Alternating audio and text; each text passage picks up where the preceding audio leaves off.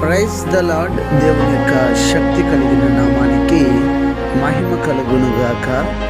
ఈరోజు దేవుని యొక్క వాగ్దానము కొలస్సీలకు రాసిన పత్రిక 1వ అధ్యాయము 13వ వచనము.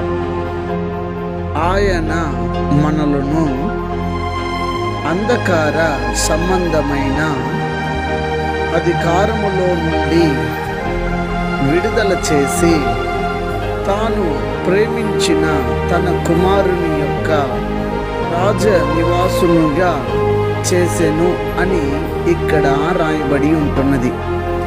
ఈ దిన వాగ్దానాన్ని వింటున్నటువంటి ఓ దైవ జనాంగమా, మనలని దేవాతి దేవుడు ఆయన యొక్క రాజ్య నివాసులుగా చేయుటకు మనలను అంధకార సంబంధులుగా ఉన్నటువంటి మనలను ఆయన పిలిచాడు, ఏర్పరుచుకున్నాడు.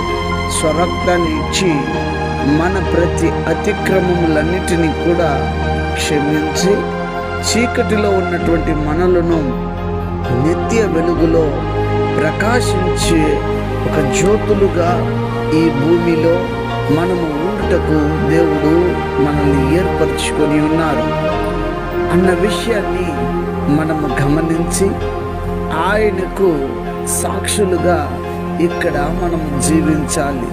రక్షణ పొందుకుంటే సరిపోదు, లేకపోతే రక్షణ పొందుకొని దానికి తగిన మాదిరికరమైన జీవితం జీవించకపోతే మనము చీకటి సంబంధులుగానే ఉండిపోతాం.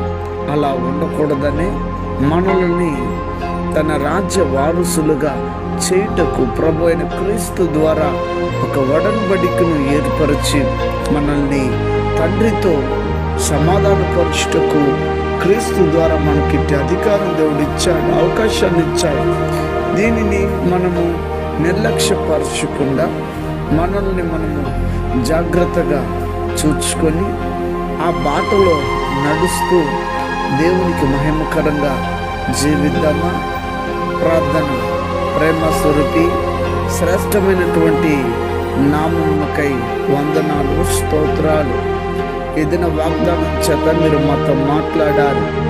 ఈ వాగ్దానము మా జీవితంలో ఫలభరితంగా మార్చండి, కృపనివ్వండి. అనారోగ్యం చేత ఉన్న వారికి ఆరోగ్యము, ఆర్థిక ఇబ్బందులో ఉన్న వారికి విడుదల, రక్షణ లేని ప్రజలకు రక్షణనిచ్చి ప్రతి వారిని నీ రాకడికి సిద్ధపరచమని క్రీస్తు యేసు పేరిట వేడుకొని ఉన్నాము తండ్రి. ఆమెన్. God bless you. దేవుడు మిమ్మల్ని దీవించి ఆశీర్వదించును గాక. ఆమెన్.